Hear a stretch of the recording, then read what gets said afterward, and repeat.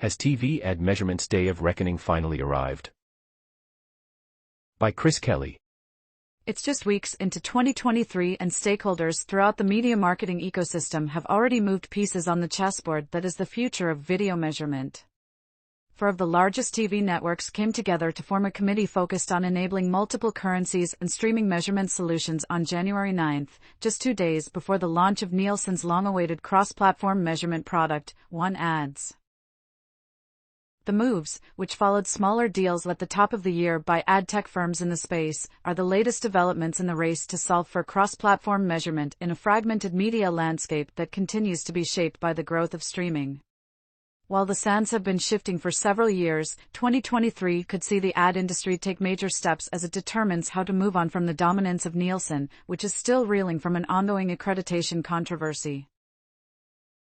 While it's clear that Nielsen alone will no longer be the sole video measurement currency, it's still unclear which of the many multiple currencies will eventually become part of a widely embraced industry toolkit, IAB CEO David Cohen said in emailed comments. Expect greater clarity to come in 2023 as the results of numerous tests come to light. We believe the industry will settle on 2 to 3 primary providers. Determining which offerings will rise as alternative currencies, how Nielsen's role will evolve, and how the upfronts, when upcoming programming is presented to potential advertisers, will be affected are likely to be top-of-mind concerns as marketers prepare for 2023. For media buyers, changes could cause more headaches than they solve, but that's not likely to stop the biggest media sellers from pushing for a scenario where they have more options and more negotiating power. A joint industry committee. The formation of the Joint Industry Committee by Fox, NBC Universal, Paramount, Televisa Univision and Warner Bros. Discovery, along with OpenAP and the Video Advertising Bureau, VAB, represents a major step by the TV industry. In the works for some time, the JIC will work to enable multiple currencies and establish cross-platform measurement solutions for streaming video as it seeks to have solutions in place before the 2024 upfronts, work that can't happen if audience data remains completely siloed. You really need some of these common datasets available. You shouldn't have them locked up in any one party's hands, as it creates bad dynamics, said Kevin Krim, CEO of EDO.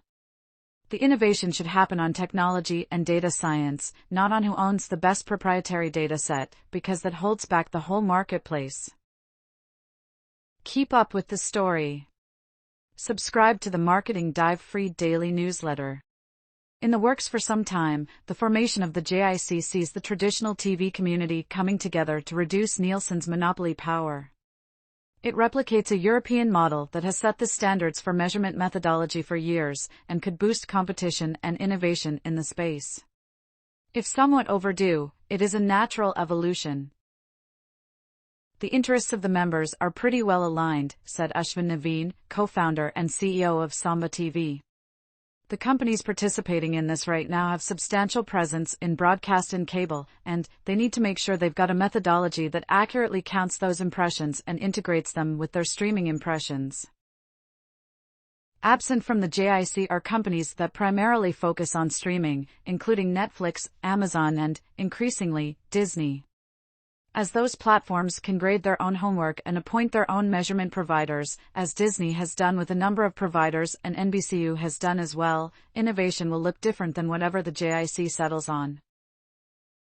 Streaming leader Netflix, which finally launched an ad-supported tier late last year, maintains that advertising could become at least 10% of its annual revenue.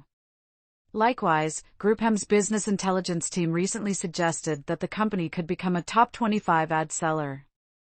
As it prepares to take Paramount's spot at the upfronts, Netflix's expanded deal with Nielsen could bolster the measurement company's bets around streaming, which include a deal with Amazon Prime Video over its game-changing Thursday night football broadcasts.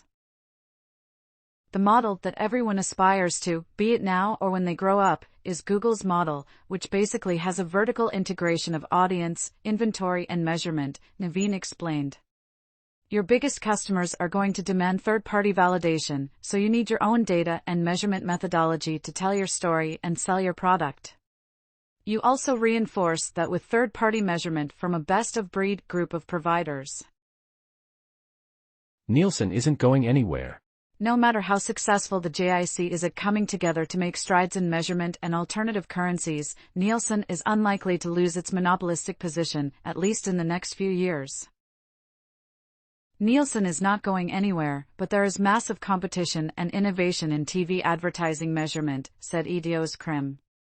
Nielsen is incredibly deeply embedded in the buying and selling of TV advertising. Those kinds of situations change very gradually.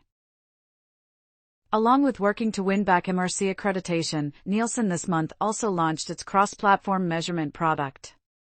The first piece of its Nielsen One framework, Nielsen One Ads, seeks to offer a consistent and deduplicated view of ads across linear TV, connected TV, CTV, desktop, and mobile.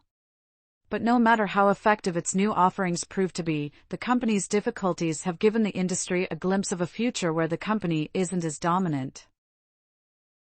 The industry over the last couple of years has decided that they don't want to have a monopoly commanding 3% of every transaction. So no matter how great it is, the headwinds for them are pretty significant, said Samba TV's Naveen. While media conglomerates and their partners focused on innovation tests last year, 2023 could see thousands of campaigns measured outside of the Nielsen currency, with NBCU and others scaling up their previous tests of various alternative measurement providers. Still, the formation of the JIC and an increase in alternative currency deals are not likely to have a real effect on transactions until 2024, especially when one half of the business is not particularly concerned with Nielsen's difficulties and developments. The buy side is not particularly frustrated with Nielsen.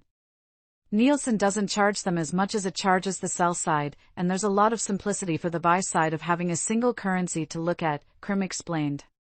A lot of these alternative currency players are pounding their chests and saying, "We're going to take down the Nielsen hegemony." On the buy side, it just will make their lives much more complicated.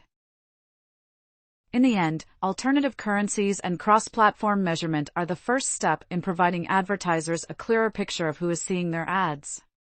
The next step, determining which ad views turn into conversions and which drove brand outcomes, is of greater import to marketers, especially as ad budgets tighten and stakes rise amid economic uncertainty. Marketers have told us that they want, and need, to deeply understand the behavioral groups they're reaching. They want outcomes married to currencies, said Chris Kelly, CEO of brand analytics platform Upwave, in emailed comments. All currency providers need to be prepared to tie their ratings to outcomes, because if not, nothing else matters.